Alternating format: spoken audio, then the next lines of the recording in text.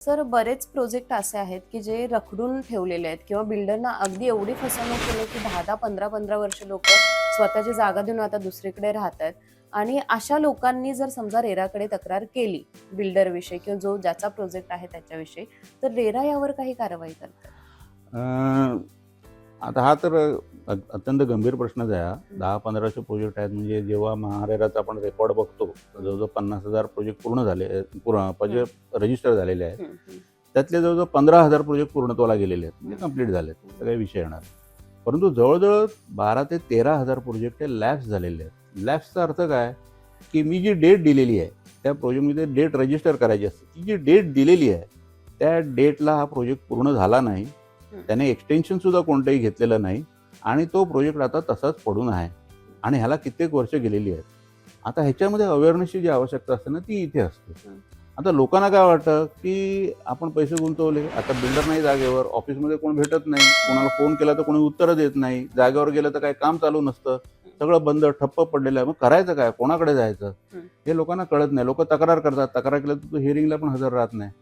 परंतु ह्यावेळी इथे आपण लक्षात घेतलं पाहिजे, ह्यावेळी दुसरा मार्ग खरा असा आहे की ज्यावेळी तुम्ही कुठेही बुकिंग करताना त्यावेळी पहिली गोष्ट तुम्ही लक्षात घेतली पाहिजे की आणखी किती लोकांनी बुकिंग केलेलं आहे, त्या तुम्ही सगळ्या लोकांनी एकत्र यायला पाहिजे, तुमचा तो ग्रुप असला पाहिजे.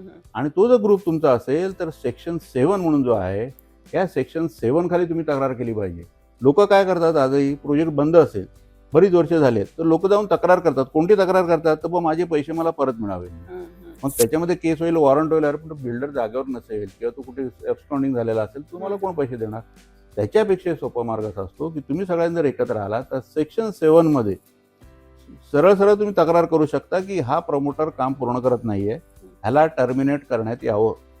आणि आम्हाला आणि रेराला ते पूर्ण अधिकार आहेत की हा प्रोजेक्ट त्याच्याकडनं काढून घेऊन पहिला हक्क सोसायटीचा आहे आणि पहिल्यांदा आम्ही सोसायटीला देणार आणि सोसायटीला सांगणार की तुमचा कोणी प्रमोटर असेल तर तुमचा बिल्डर असेल त्याला आणा, आम्ही तुम्हाला ते अधिकार देतो. म्हणजे जरी त्याची ती प्रॉपर्टी आहे, लक्षात घ्या ही प्रॉपर्टी त्या बिल्डरची आहे, पहिल्या बिल्डरची, परंतु तरीही रेरा सांगते की नाही, हा आम्ही दुसऱ्याला देऊ.